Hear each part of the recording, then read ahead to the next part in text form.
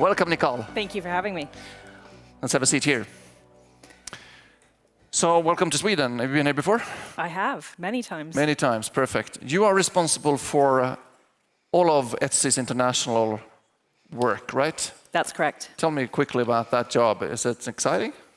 It is. It's tremendously exciting, and it keeps me busy and on a lot of planes.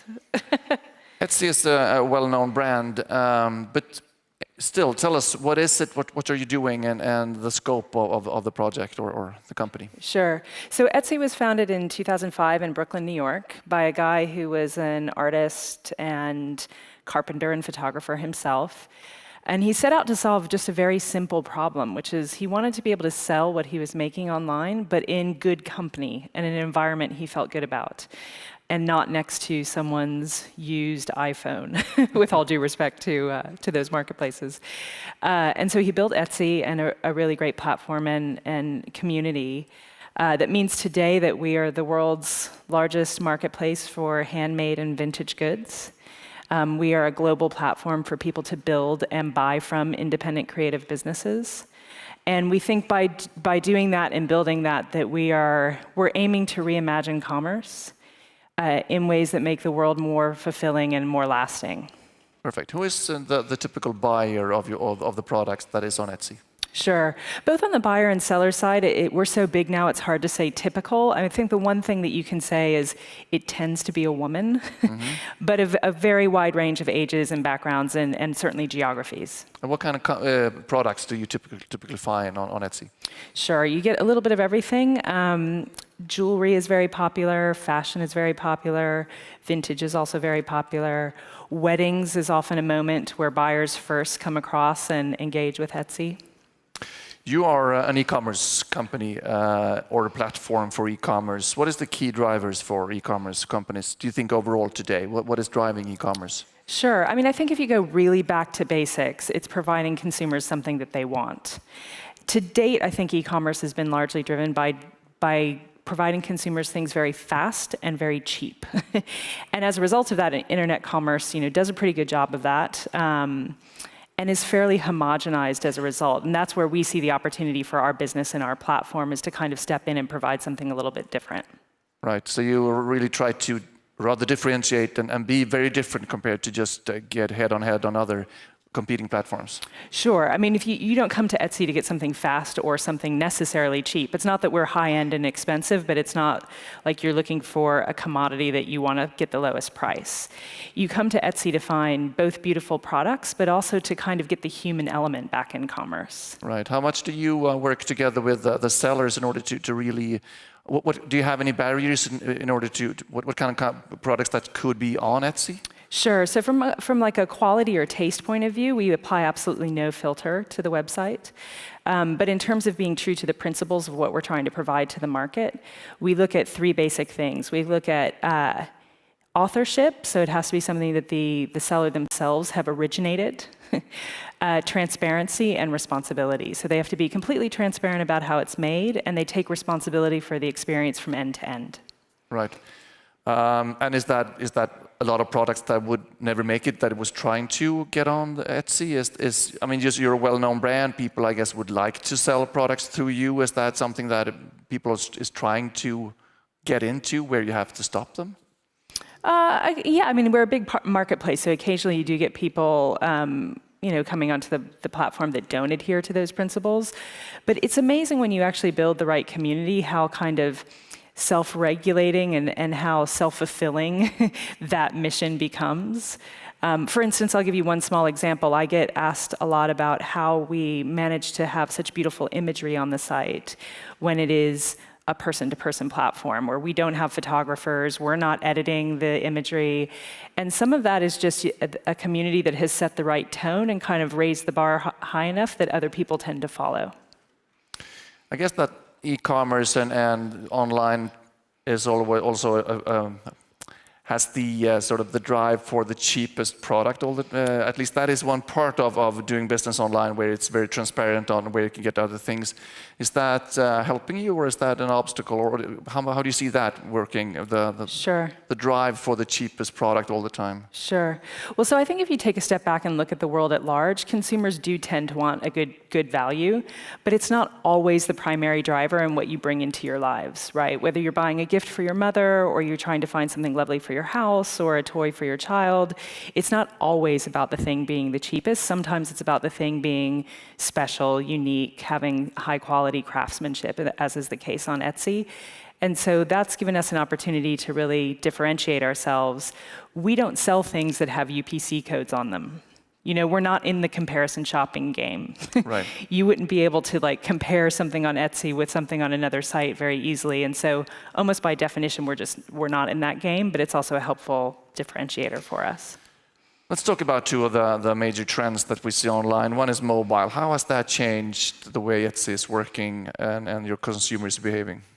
Sure. I think we're probably not that dissimilar to a lot of other e-commerce companies in this regard. We have our mobile traffic is growing very, very quickly, both through native apps on iOS and Android, as well as mobile web.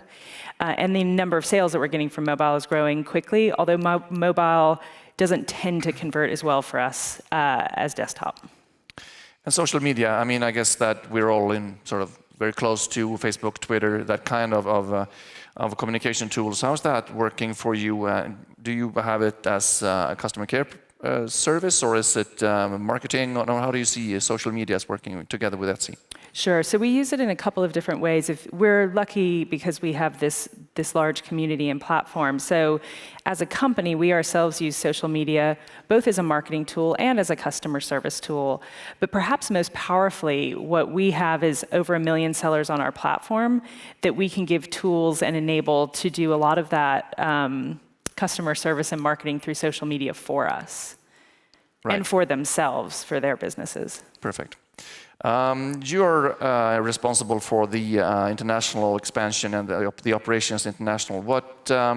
How different is the different markets to work on, and how much do you need to adjust the product for different markets?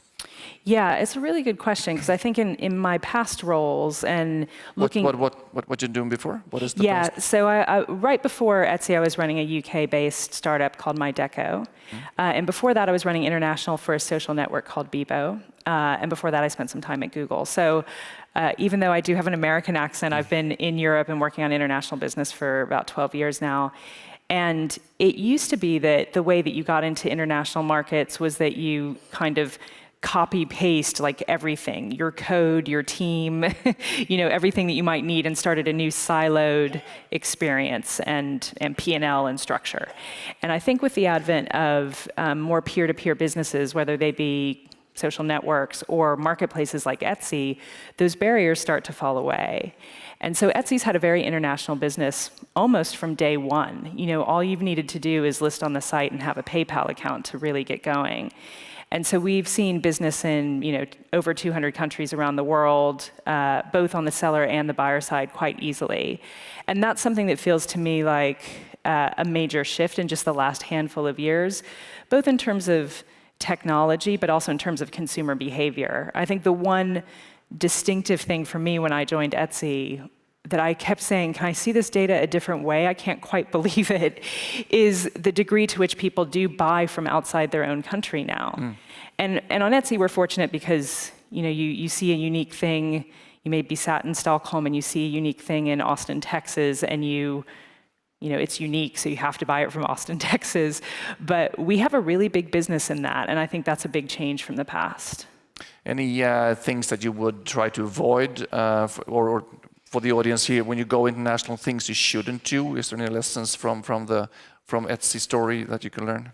Sure. I mean, I think per what I was just talking about this, it being really a global media and marketplace now, I think getting the balance right between keeping things simple and consistent globally and going and going deeper in a market and what it needs is probably the trickiest part of my job. Daily there's a debate about, do we really need that payment mechanism in this one country? Particularly as we look to Asian markets, how much does the design need to actually deviate from what we have today?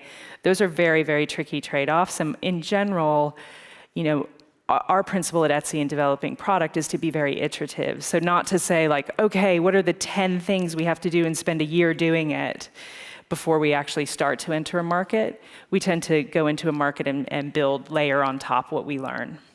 You mentioned payment issues, and I guess that together with logistics would be things that is very local still and could be a hurdle and a problem for you. How much do you work with that kind of issues, and how much of a problem is it? Sure, it varies a lot from market to market. So there's payments, there's the actual quality and reliability of shipping. And then for us, there's also customs. So in Australia, they are very used to buying things from outside Australia because the government has set a $1,000 customs threshold. So you can buy quite a lot before you get hit by a customs charge. Okay. Not as true in European markets. Now that's something that we don't spend any time on. We realize we won't influence that. But on the shipping and payment side, we do try to take the friction out of the system as much as possible. So in the US and Canada, for example, we've integrated shipping labels. In a wider set of markets, we just integrated a tool that allows you to do more integrated tracking of packages across borders.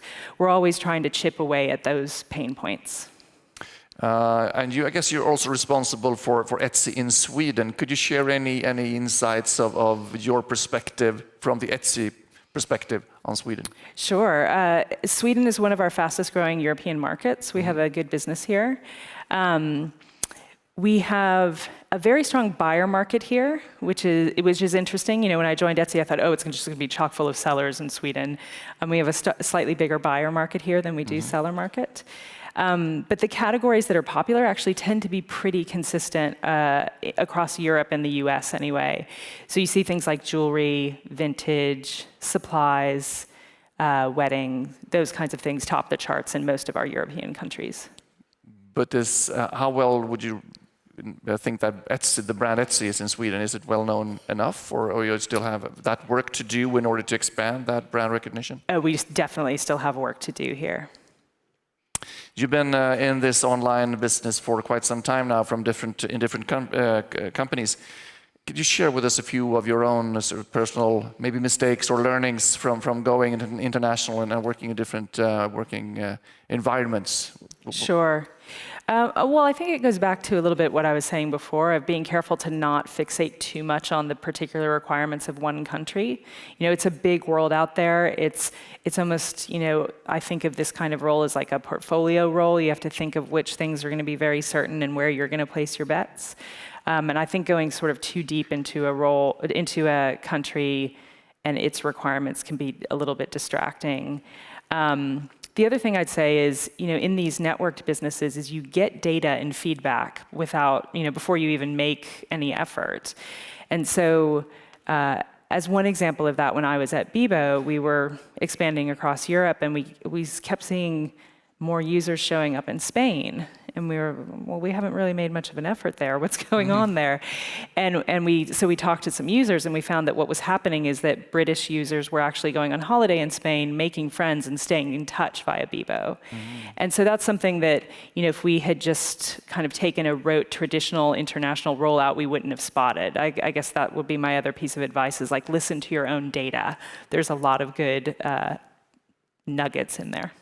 So where is Etsy going from here? What's the next steps for you?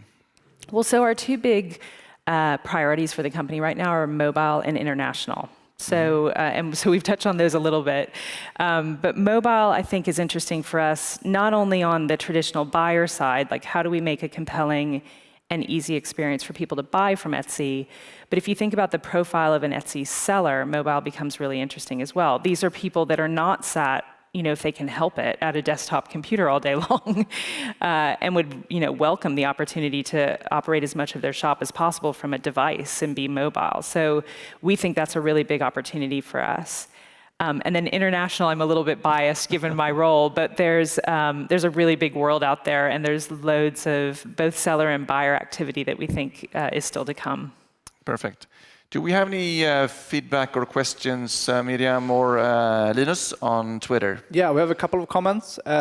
Sofia Sunnerlöv, for example, says she loves Etsy, just wish more sellers would ship to Sweden. And you touched on the shipping issue. Do you see the number of merchants shipping to countries like Sweden will increase in the future? Yeah, I think so. So that's one of the things since I started that we've been working on is educating sellers in other countries about how easy it is to ship to other countries. It often is just a perceived block that isn't as significant as our sellers think. So we're working away at that. Yeah. Perfect. Another one? Somewhat critical. Ebba says she used to love Etsy till handmade items only needed to be handmade in spirit. Can you elaborate on what the change meant and why you took that step? Sure. So late last year, we took a relook at our policy, and we changed a couple of things with the goal of helping our sellers really grow their businesses. So we had gotten to the point where we'd had some very successful sellers that in an effort to stay hand make things themselves were like staying up till 4 a.m. for the 12 weeks before Christmas, and we're really having a difficulty scaling their business. Add to that the definition of handmade has always been very, very tricky. If you look back to the 19th century when the sewing machine started, I think most of us would agree today if somebody sat at home, at their desk with a sewing machine that they're making something by hand. But when that technology was first introduced, it was alarming and threatening to seamstresses around the world. And so between those two things, we felt like we needed to trust our sellers to take the judgment of what was making responsibly. And so 2 things that we've allowed them to do is one is seek manufacturing assistance. They have to actually apply to be approved, and they have to be transparent about how it's done. But they can actually seek manufacturing assistance to help scale their business. And the other is that they can get help with logistics. So our sellers, if you're very, very successful as a seller, the danger is that you spend your whole day at the post office, and that's not our intention either. And so we started to open up and trust our sellers more to make those judgments. Perfect. And one final comment, maybe, Linus? No, that's it? Perfect. Thank you very much, and good luck with your fortunes going from here, and especially in Sweden, I guess you have some fan base here. Thanks very much. Thank you very much, Nicole, for coming. Please hang around and chat with the people later on.